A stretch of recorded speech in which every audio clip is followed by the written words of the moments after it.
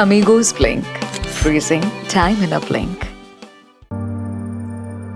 Amigos Blink presents Swasthya Mitra, sponsored by Bhanu Hospital, Kullu. नमस्कार, मैं सिमरन भारद्वाज आपका स्वागत करती हूँ हमारी brand new series amigos blink presents स्वास्थ्य मित्रा स्पॉन्सर्ड बाय भानु हॉस्पिटल के इस एपिसोड में। पहले एपिसोड में आपने देखा कि डॉक्टर वाइकिंग भानु जी हमारे साथ यहाँ पर थे, जिन्होंने आयुष्मान भारत और हिम केयर योजना से संबंधित सभी उचित जानकारी हमारे साथ साझा की। उससे संबंधित प्रश्नों का हम इंतज़ार कर रहे हैं और इसके पार्ट 2 वीडियो में वो आएंगे और उसका जवाब ज़रूर देंगे। एपिसोड नंबर 2 में आज हमारे साथ यहाँ पर हैं नेत्र रोग विशेषज्ञ डॉक्टर कुसुम भानु जी। मैं चाहती हूँ कि इनके परिचय के लिए एक छोटा सा वीडियो हम आपके सामने चलाएं।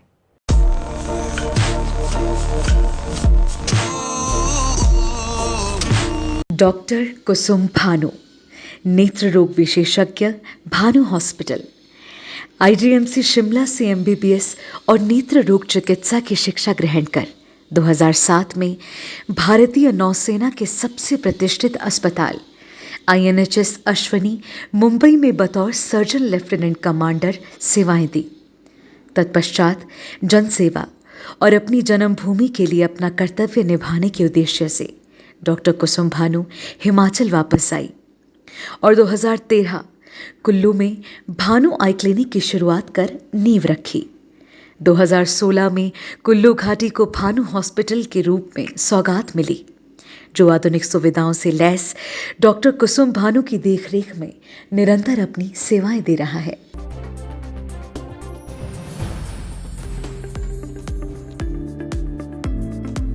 तो जी हाँ, अभी आपने देखा डॉक्टर कुसुम भानु जी के जीवन से संबंधित एक छोटा सा परिचय वीडियो।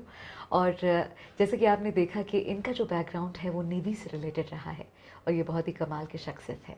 तो बिल्कुल भी देर नहीं करते हैं और आपको मिलवाते हैं डॉक्टर कुसुम भानु जी से। कुसुम जी, हमारे इस कार्यक्रम में आपका हार्दिक स्वागत है। धन्यवाद सिमरन जी।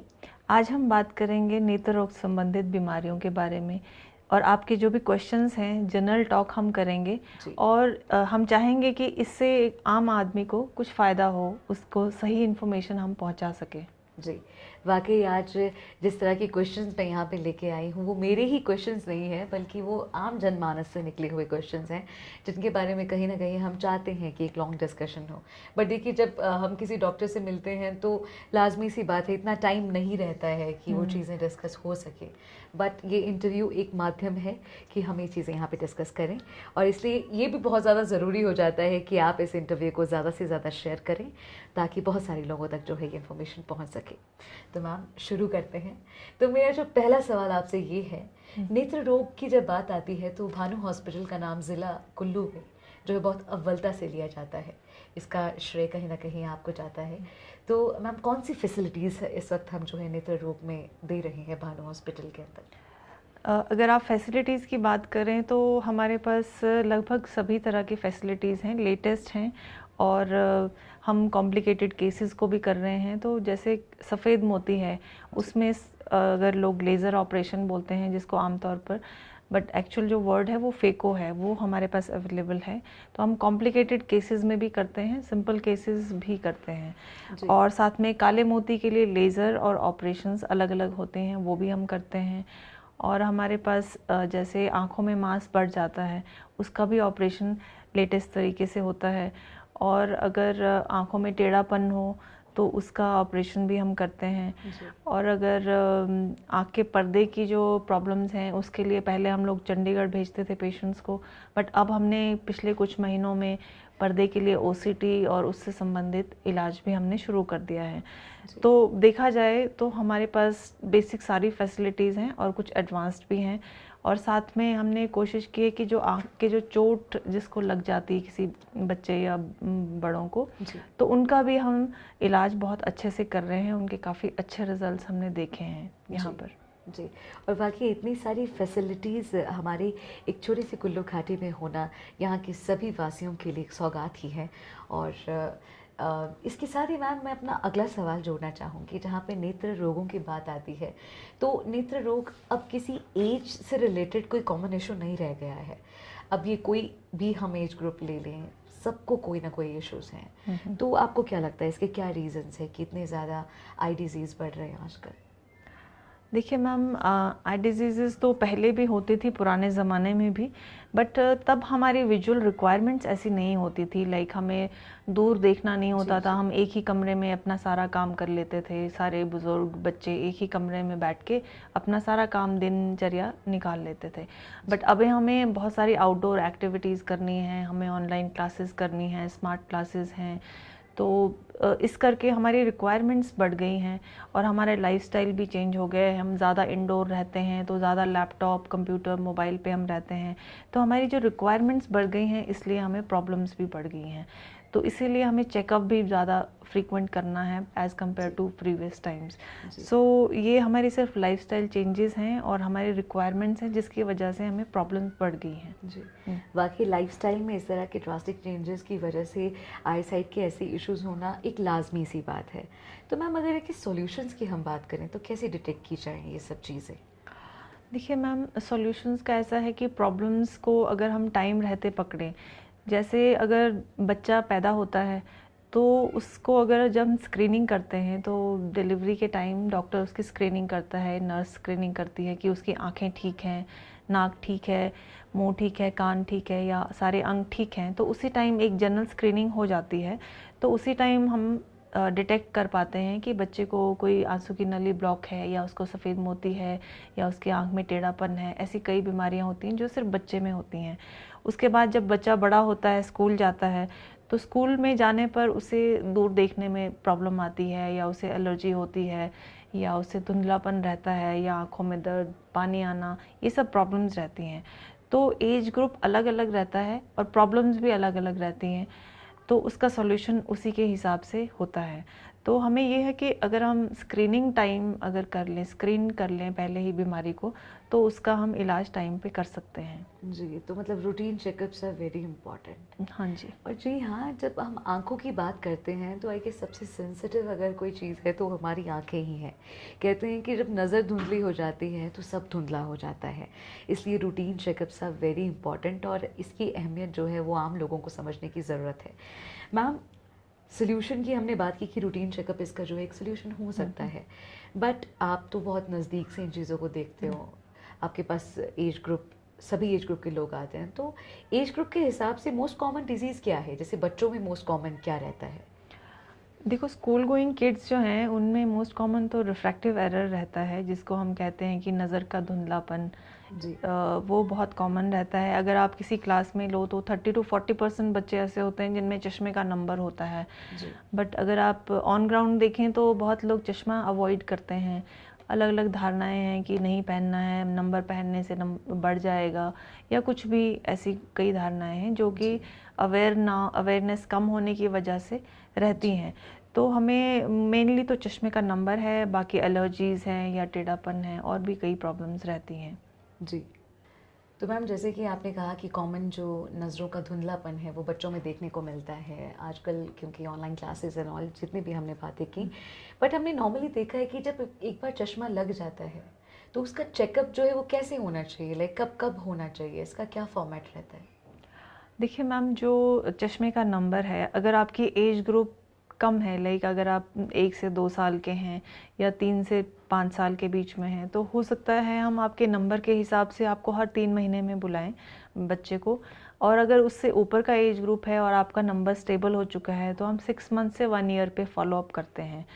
और अगर ओल्डर एज ग्रुप्स की बात करें तो साल में एक बार भी अगर हम दिखाएं तो ठीक है। बट जैसे जैसे आपकी एज बढ़ती जाती है और आप सफ़ेद मोतिया के लक्षण आप में आने लगते हैं तो आप हर 5 से 6 महीने में भी चेकअप करवा सकते हैं।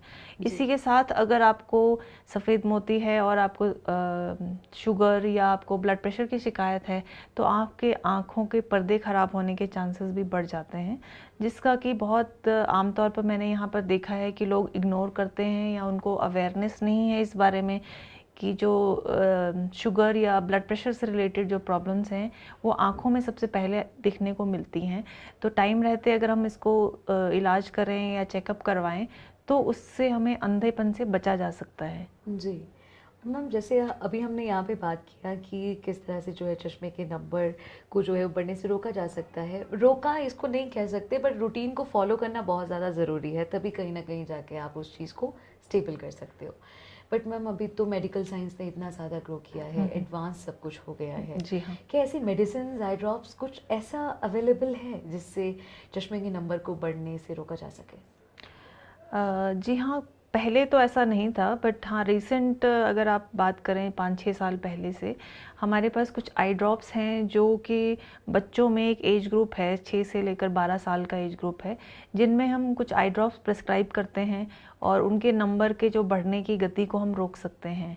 तो उसके लिए आप नेत्र रोग विशेषज्ञ से ही परामर्श लें। ऑनलाइन जो अगर कोई आपको लग रहा है कोई भ्रामक विज्ञापन है, ये ड्रॉप्स ले लो, वो ले लो, उन पे ना विश्वास करके नेत्र रोग विशेषज्ञ के परामर्श से अगर आप आई ड्रॉप लेंगे तो वो आपको सही ड्रॉप्स प्रिस्क्राइब करेंगे और आपको जो बढ़ने की जो गति है उसको हम रोक सकते हैं।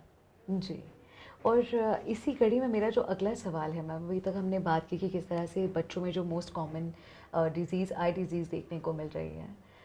जब हम ओल्ड एज ग्रुप की तरफ जाते हैं तो वहाँ पे क्या कॉमन आपको देखने को मिला है? मैम देखिए, आप ड्राइनेस तो हर एज ग्रुप में अभी बढ़ गया है, बिकॉज हम ज़्यादा लैपटॉप और मोबाइल पे रहते हैं, तो ड्राइनेस तो बहुत कॉमन है एज ग्रुप के जैसे एज के साथ साथ वो फीमेल्स में ज़्यादा कॉमन है। और एनवायरमेंटल फैक्टर्स भी हैं, लाइक अगर आप एसी में ज़्यादा हैं या आप ड्राई ह्यूमिड एटमॉस्फेयर में हैं तो उसमें भी हमें ड्राइनेस बढ़ जाती है।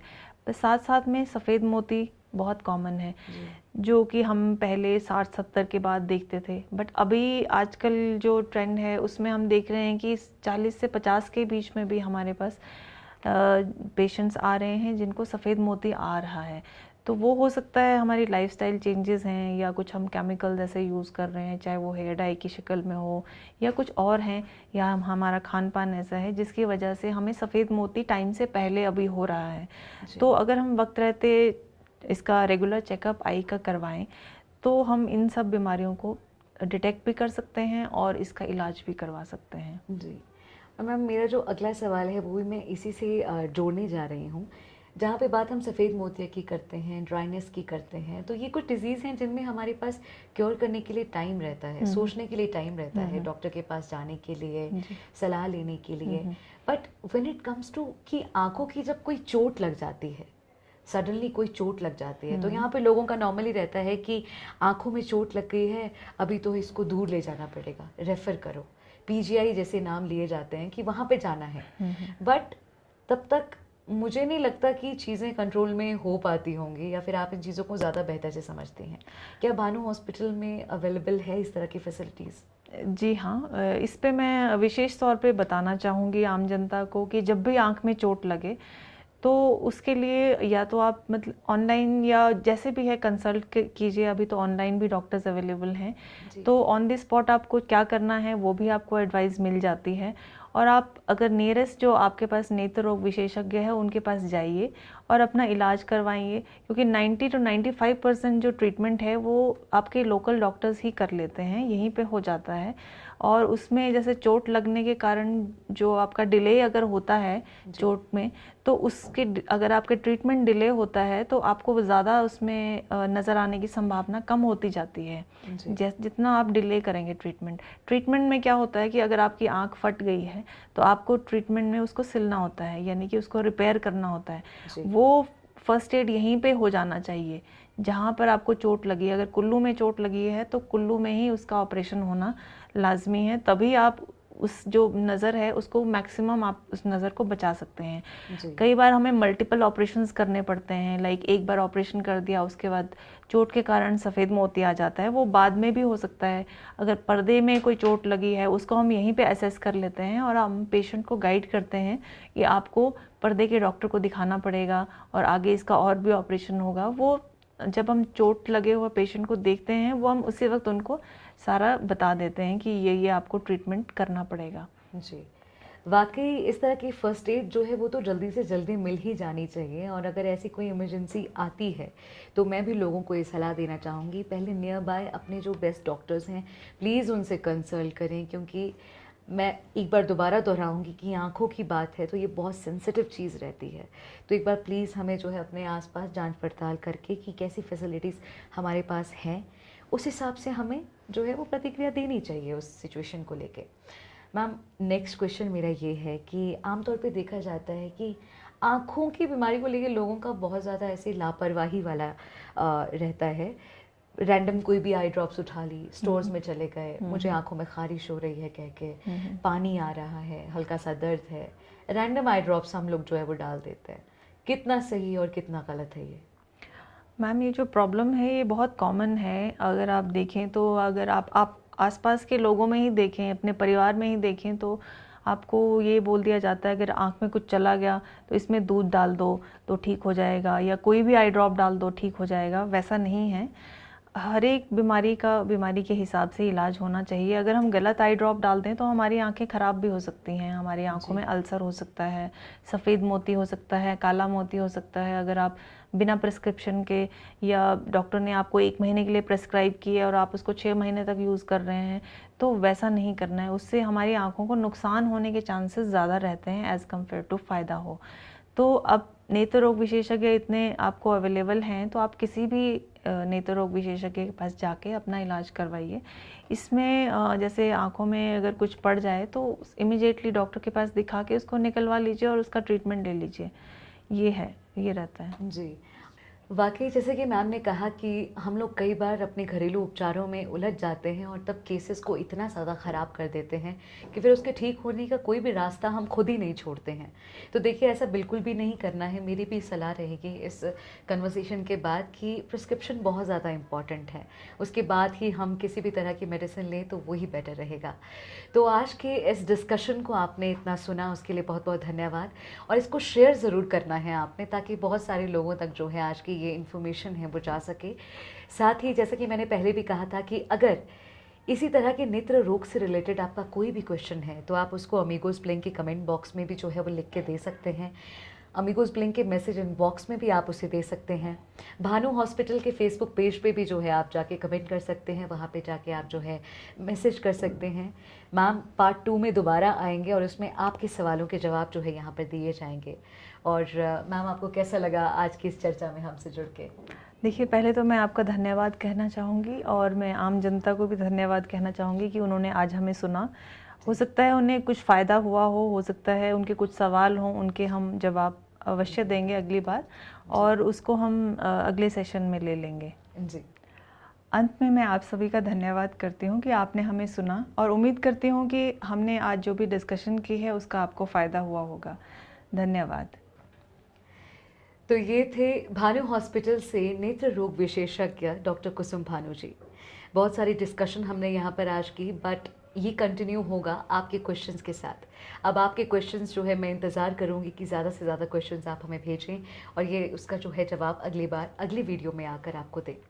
इसी तरह से हमें प्यार देते रहिए और स्वास्थ्य मित्रा के अगले एपिसोड में आपसे मिलेंगे एक और रोग विशेषज्ञ के साथ। इंस्टाग्राम पे कीजिए फॉलो, यूट्यूब पे कीजिए सब्सक्राइब और फेसबुक पे बहुत सारा प्यार दीजिएगा और शेयर कीजिएगा बहुत ज़्यादा, ताकि बहुत सारे लोगों को जो है ये राइट इन्फॉर्मेशन मिल सके। Thank you so much everyone. जय हिंद, जय भारत, नमस्कार।